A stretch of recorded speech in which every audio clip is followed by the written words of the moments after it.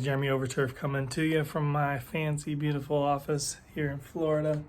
As you can tell, I have a 2-year-old that likes to come into my office and play.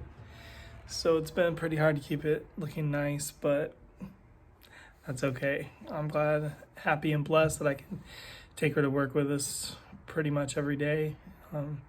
Great to be in that situation. So that's kind of what I want to talk a little bit about today. We kind of set our business up to meet up with the lifestyle that we wanted. It wasn't an instant overnight thing. It took us 10 years probably to be able to do that. So you hear so much about hustle, and yes, hustle is super important at the beginning of your wealth building phase, which is probably where most of you guys are at if you're watching our videos. So I'm not anti-hustle. I know hustle's a real thing, and you got to do it, especially at the beginning. You got to work those long hours, those late nights, those early mornings. It was so funny. I was watching last night a video, a reaction video. They're getting popular right now. So the girl's doing a reaction video of a guy that's a multimillionaire. He was talking about getting up at like 5:30 a.m. That's always every multimillionaire, has to brag about what time they wake up, apparently. So she's saying, well, he deserves his millions because, he wakes up early and works hard.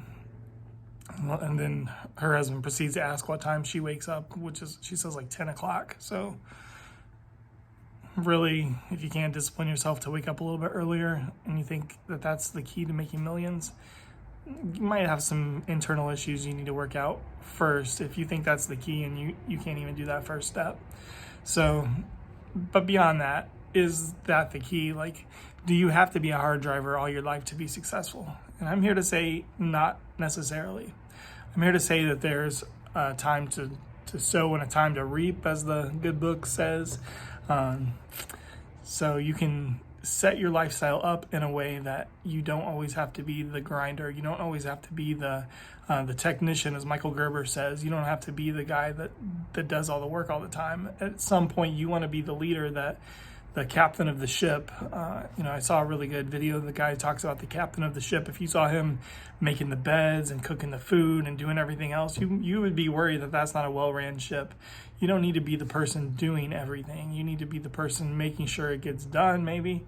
You need to be the person looking at the reports, looking at the numbers, making sure everything's running like it's supposed to. But you don't need to be the one out there doing it all the time. At some point, you need to work your way out of the business if you really want to get it to the next level, because there's only so much you can do by yourself. You have to duplicate yourself.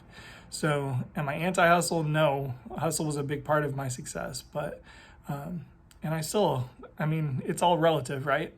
Compared to most people, I probably am still considered a hustler. So I wake up early, I read, I meditate, I do those things in the morning that I think a morning routine is super important. Maybe I'll get into that in another video. I crank out the work in the morning, but I do it because I like to now. I don't do it because I have to. My business, a lot of it runs on autopilot. My real estate, a lot of it runs on autopilot. So I don't have to be the one out there hustling, but when I choose to, when I feel like it, when I want to go find some new properties, find some new deals, I'm out there. I'm up late at night researching. I'm up early in the morning calling people. I'm doing the things that need to be done, but also you can set up your lifestyle so that doesn't have to be the way. You don't have to grind and hustle your whole life. And in fact, might be a pretty lonely kind of sad existence if you're grinding your whole life, and you might not have a real happy family life if that's the case. So you do it for a while, do it as long as you need to get where you need to be, and then there's a point where you set up those systems, you start delegating, you start eliminating things you don't need, you start automating. I think that's what the 4-hour work week, his thing says. So there's little things, little shortcuts, not shortcuts to success, but shortcuts to automate your life as much as possible. So anyway, that's my advice for the day. I thought it was funny, the girl that thinks that the guy deserves millions for waking up at 5 a.m. can't get it out of bed before 10. So good luck to her. I hope that if she thinks that's the key to success, set your alarm. Then if you're adding 5 more hours. If worst case scenario, you're adding 5 hours a day to your life.